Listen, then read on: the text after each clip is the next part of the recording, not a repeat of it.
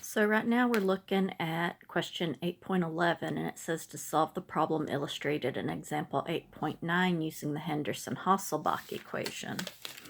So example 8.9 is right over here. And in that it says calculate the pH of a buffer solution in which both the acetic acid and sodium acetate concentrations are blah. The equilibrium constant Ka for acetic acid is blah. Okay, so we've got two concentrations and a Ka.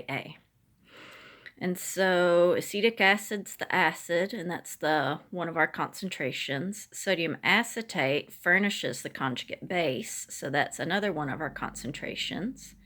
And they wrote out the equation, and then they algebraically manipulated the Ka equation so that the hydronium ion concentration is on one side by itself. So concentration of acid over concentration of base and times the Ka. So they plug the numbers in and they get the hydronium ion concentration. And then they plug that into the pH equation to get pH.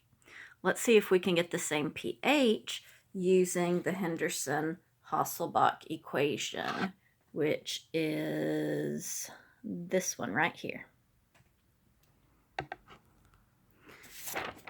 Okay, so let me get my paper. All right. The Henderson-Hasselbalch equation is pH equals pKa plus the log of the concentration of the conjugate base divided by the concentration of the acid. So pKa is negative log of Ka. So I'm going to go ahead and write that down, bringing down the rest of it.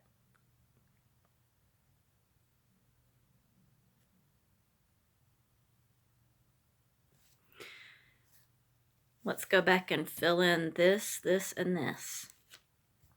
So the negative log of Ka in this example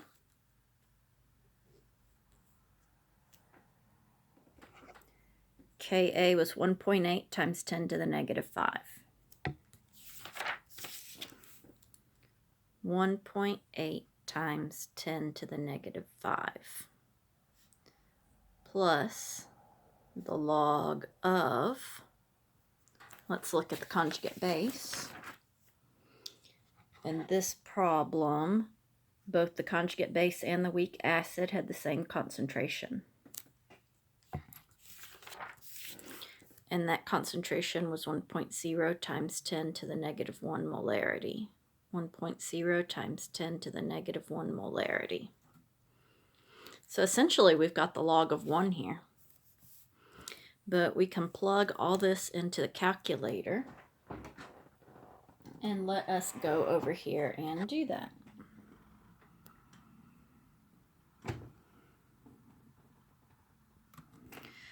All right, you can see where I've done it before, but I'm going to do it again. So we hit the negative button and we hit the log button, and it's the log of this one. Oh, I guess I did it for a different problem. Okay, this one is 1.8, second comma, to bring up the scientific notation part, times 10 to the negative 5th. Close that up. So that's the pKa part. Actually, I didn't need the extra parentheses, did I? Okay, and then plus the log of, so this is going to be 1.0 times 10 to the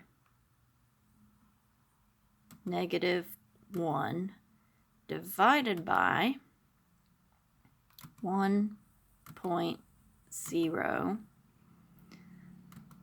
times 10 to the negative 1. Close it up. 4.74. Is that what they got when they worked this out? Yep, 4.74.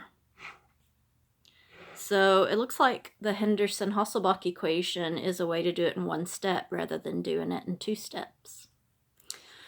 All right, don't forget that you can go down to the lower right-hand corner to settings to slow down the playback speed.